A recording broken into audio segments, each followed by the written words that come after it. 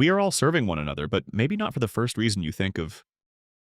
We could definitely use more solutions for living together with enough togetherness so the risk of social self-destruction from unleashed technology becomes reasonably manageable.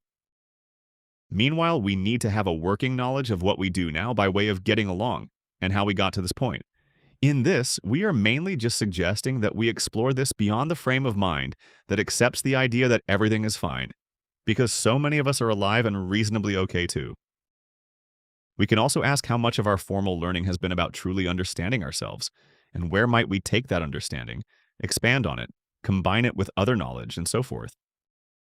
So that kind of learning about ourselves comes mostly by way of the street, from incidental influencers who may or may not know anything truly useful, and through professional influencers via advertising. We are so used to being fed information in this way that we come to believe that our ambitions can be satisfied by becoming adept followers rather than life originators. Let's do some actual thinking to counteract this conditioning, starting at the beginning. For sake of argument, let's assume that humans got to their unique place in the food chain through the relentless forces of natural selection. Humans picked up elements of their natural world and learned simultaneously that some of the tools they were creating for hunting could also help protect them from other aggressive humans. Tool and weapon making would have become a specialty among certain people in early populations, along with other divisions of labor in just the same way as we have today. With specialty-made goods, you have to have trading among all these goods and their makers, and ways to value them, and then physically move the manufactured goods around. One form of specialization generated another, and so on until we end up with a very complicated and specialized world. The efficiencies we gained in this specialized world have generated massive positive impacts on our mutual well-being. At the same time, in this complex world, few people have a working knowledge of it beyond their own career focus. The net result of this is vast numbers of people utterly dependent upon one another, but not necessarily understanding what others are dealing with, how they are getting along, and so forth. But we desperately need to get along. Problem is, we mostly still act as if we're independently self-sufficient, looking out for number one.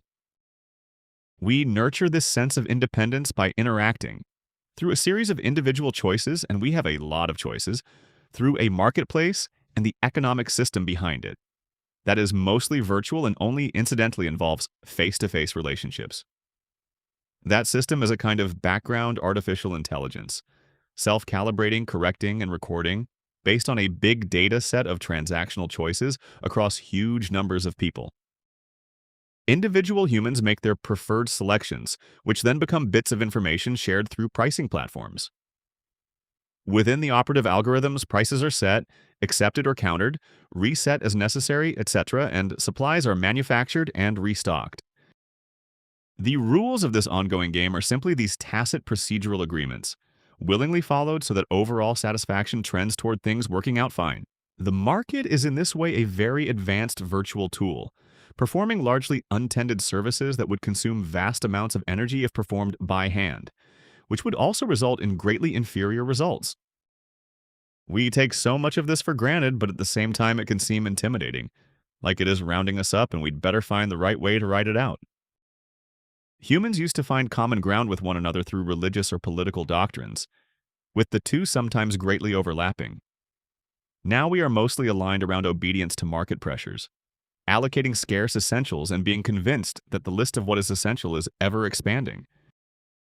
But it isn't all calculated manipulation by influencers, advertisers. Most of us just also want more stuff by which to express ourselves. While we are focused on buying and selling within this busy marketplace, we never want to lose sight of the fact that the whole system is vulnerable to some group deciding it is going to change the rules around, without concern for the crucial interdependence we all share. What's in it for me? There are no self-made persons. We are all totally dependent on one another and need to accept that this is also a matter of survival, not just being comfortable. People began to figure this out a long time ago, and you can recognize the realities of this for yourself and then how it is influencing you. We still have to figure out how to be comfortable with one another in this interdependent world, so there is a lot of work for many people here.